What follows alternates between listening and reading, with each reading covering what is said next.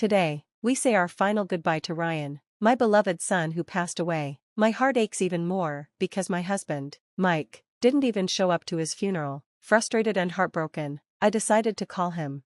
His voice on the other end of the line was cheerful, a sharp contrast to my grief. "I'm in Hawaii for my parents' 70th anniversary," he said, oblivious to the pain in my voice. When I told my mother, she was initially stunned, but her shock quickly turned into anger. "What, they're in Hawaii?" she exclaimed, her face reddening. Without hesitation, she resolved to confront Mike and his parents. "I'm Emily, a 40-year-old office worker. Mike and I have been married for 10 years and share one child, our son, Ryan. For the past 2 years, Ryan has been fighting leukemia, a battle that has kept him hospitalized. Despite missing most of his early school days, his classmates would visit him, their presence bringing him joy. Ryan's resilience inspired us all, and his determination gave me strength. My parents were always there for Ryan, visiting him daily. My mom would often say how she looked forward to the day when Ryan could enjoy his favorite foods again. My dad, though diagnosed with dementia a few years ago, also made frequent visits. One day, mistaking me for a nurse, he said, "Thank you for taking care of my grandson." His words were bittersweet, though his memory of me faltered. His concern for Ryan remained unwavering. Ryan, wise beyond his years, understood his grandpa's condition and would kindly play along whenever my dad said something odd. Their bond was heartwarming, a sharp contrast to Ryan's relationship with his father.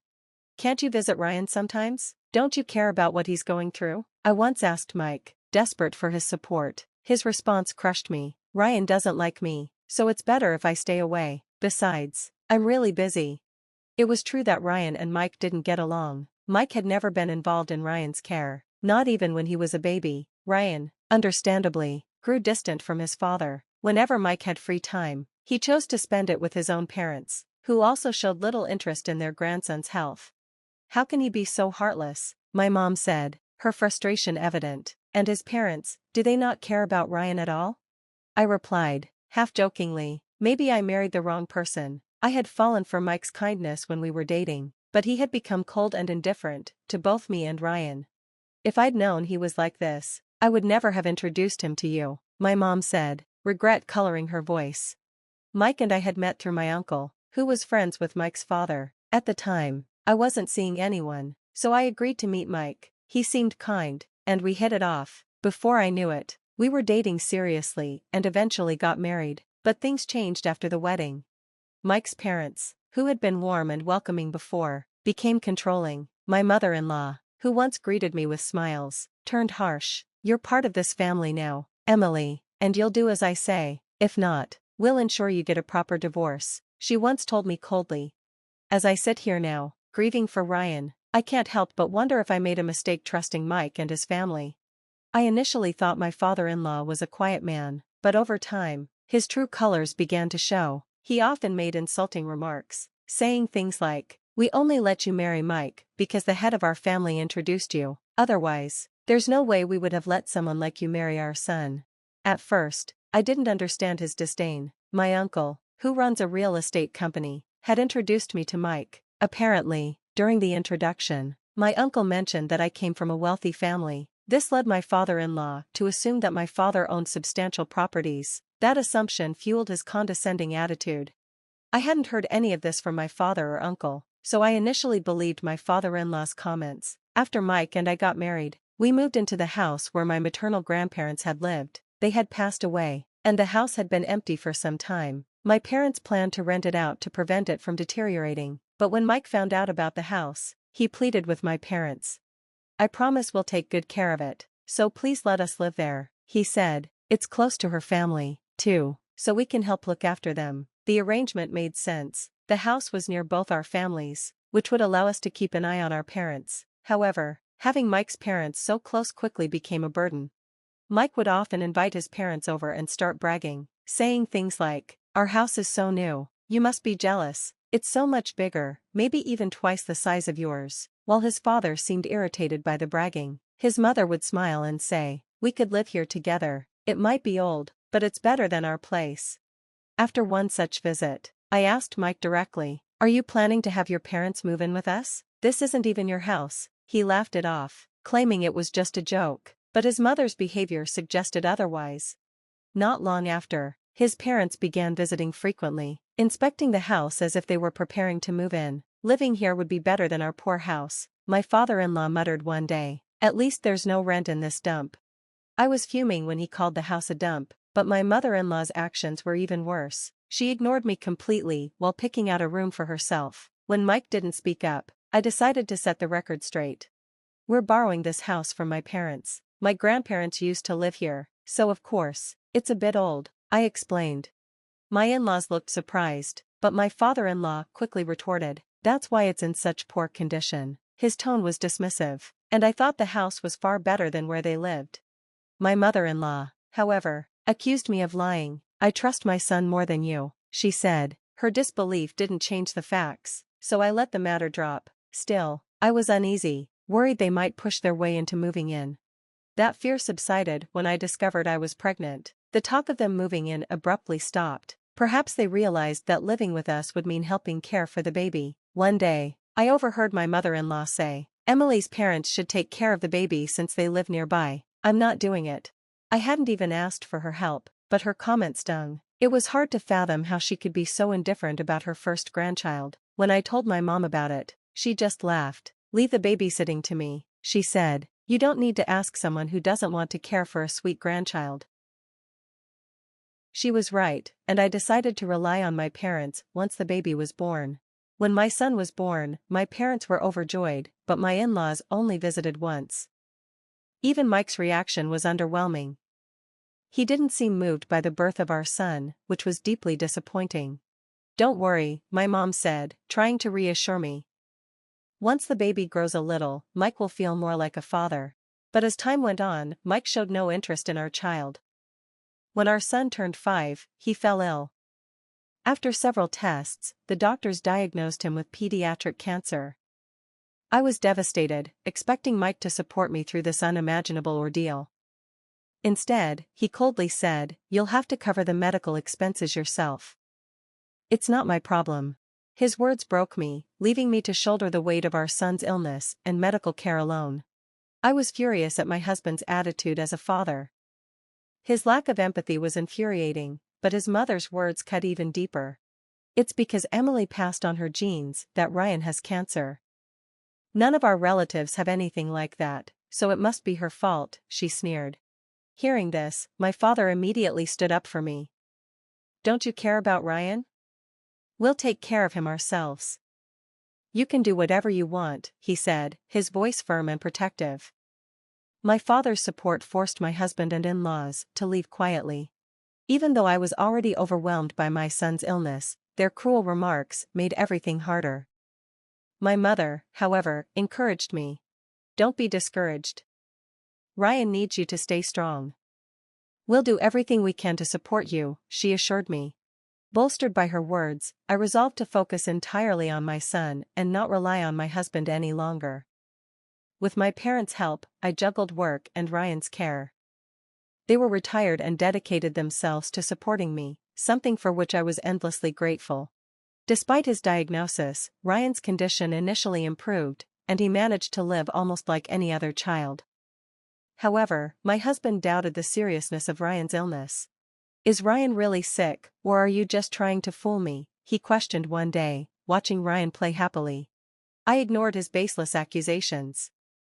Arguing with him felt pointless. Over time, my husband spent less and less time at home, retreating to his parents' house. Oddly, his absence made things easier for me, as he brought nothing but complaints. My parents stepped in to fill the gap, taking turns helping me care for Ryan. Meanwhile, my husband seemed increasingly uninterested in our son's life. He only returned to the house more frequently after Ryan was hospitalized 2 years ago. Leave the housework to me, he'd say casually. Then, with a smirk, he'd add, by the way, why don't you just give me this house? I ignored his remarks, but it was clear his concern was less about Ryan and more about the property. His plans to move in with his parents loomed over me like a dark cloud. During this time, my father was diagnosed with dementia, and my mother and I were constantly busy managing his care. My husband and in-laws remained oblivious to my father's condition. Even when my father occasionally visited, they seemed unaware. One day, my husband said offhandedly, "Your parents were here earlier. They were just wandering around. Are they not going to help with Ryan?" His relaxed tone infuriated me, but I let it go, too exhausted to explain.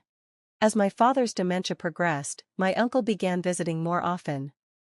He and my mother frequently held serious discussions.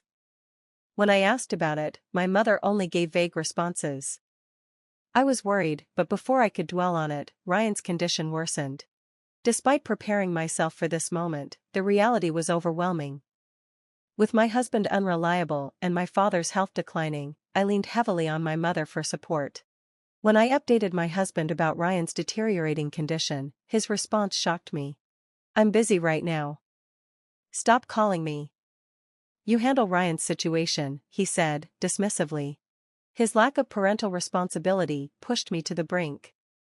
I began seriously considering separating from him. Not long after, Ryan passed away. The grief was unbearable. I couldn't bring myself to handle any of the arrangements, but my mother and uncle stepped in, ensuring I could remain by Ryan's side until the very end.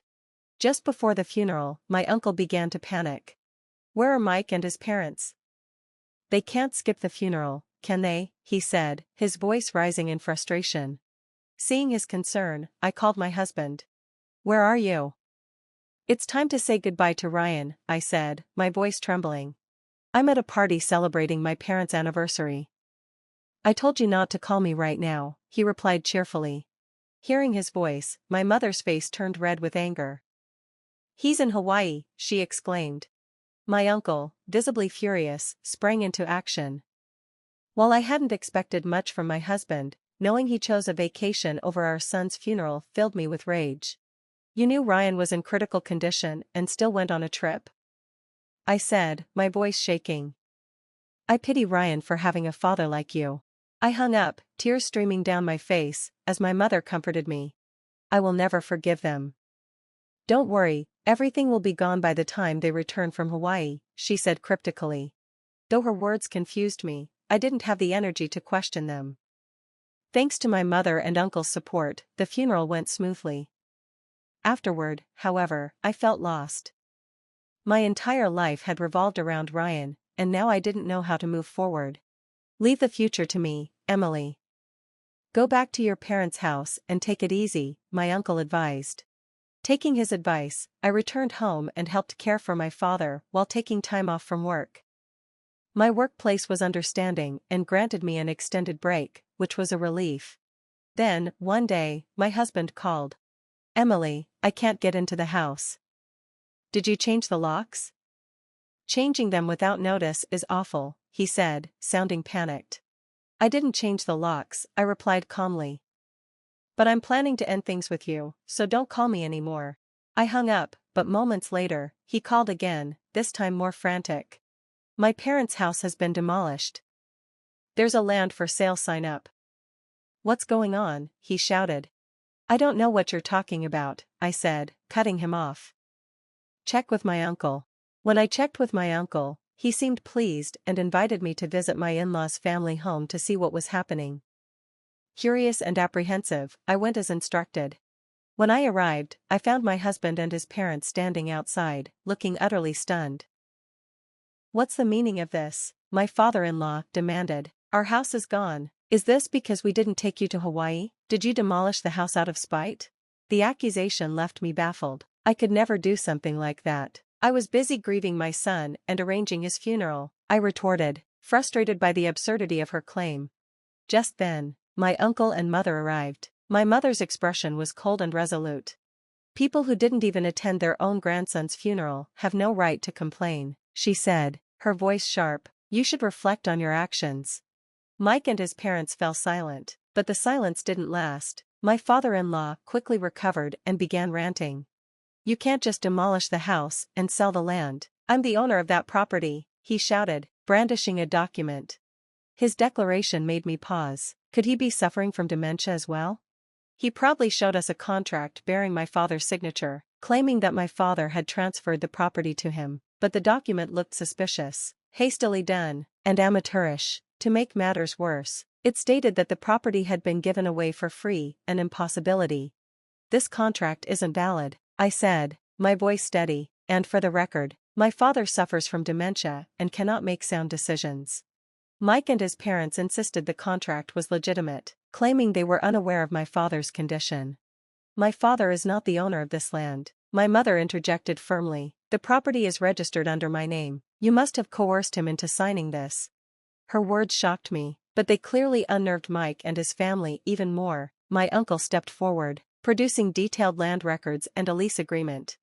This land and building both belong to Emily's mother. You were renting the property from us, he said, his tone stern. You stopped paying rent months ago, ignored our attempts to meet, and left us no choice but to terminate the lease and put the property up for sale. Mike's parents stared at the documents in stunned silence. Were we behind on rent? My father-in-law asked, turning to my mother-in-law.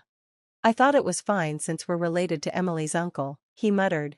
Caught off guard, my mother-in-law confessed. We were planning to trick your father into giving us the land, so we didn't think paying the rent was necessary. Her admission left me furious. They had schemed to exploit my father's condition from the very beginning. As I tried to process this revelation, Mike pulled out another contract, looking regretful. Is the house we live in also your property? Does this contract mean nothing too? He asked, his voice tinged with desperation. The document in his hand, much like the first, bore my father's signature. It was clear Mike had created a fake contract, thinking our home belonged to my father as well. How ridiculous, my mother said, shaking her head. You tried to deceive us, without even confirming who owned the land. It's absurd. Mike and his parents stood there, trembling with anger and humiliation. Just then, a young woman appeared from behind a nearby building. When will you pay me back for the travel expenses I covered? And what about the life insurance payout from your son? She asked. Her appearance left Mike visibly panicked. My uncle smirked. Even after your son's death, you took your mistress to Hawaii. You truly are shameless, he said. We've investigated everything. I was stunned but quickly realized that the woman was Mike's mistress. My uncle must have suspected Mike's infidelity and secretly looked into it. Realizing she'd walked into the middle of a volatile situation, the mistress hurriedly fled. I didn't think you could stoop so low, I said to Mike. Our son must be appalled from heaven. Unfazed, Mike chased after her, leaving his parents to face the fallout. How does it feel to have enjoyed yourselves in Hawaii, relying on my son's life insurance money? I asked coldly. Unfortunately for you, I'm the beneficiary. You'll have to pay for your extravagant trip on your own. With no comeback, Mike's parents quickly left. After the funeral, I realized what my mother had meant about removing Mike and his family from our lives. I filed for divorce and sought alimony. It turned out Mike had been cheating on me for 2 years and had planned to abandon me after our son's death, thinking he could avoid responsibilities like child support while benefiting from the life insurance payout. Mike had even exploited my father's dementia, coercing him into signing a fraudulent contract while my mother and I were preoccupied with Ryan's illness. However, he hadn't realized the property belonged to my mother, not my father. In the end, Mike and his parents accrued massive debts. Mike had to pay alimony and cover the cost of their Hawaii trip. His mistress left him, and he was left alone, drowning in financial ruin. Back at my family home, I began to recover from the pain of losing my son. My mother and I continued to care for my father, and I found solace in believing that Ryan was watching over us. One day, my father said something unexpected. Ryan is visiting. He's running around happily, he murmured. Though startled, I chose to believe that my son's spirit was near, encouraging us to live with strength and positivity. For his sake, I vowed to keep moving forward.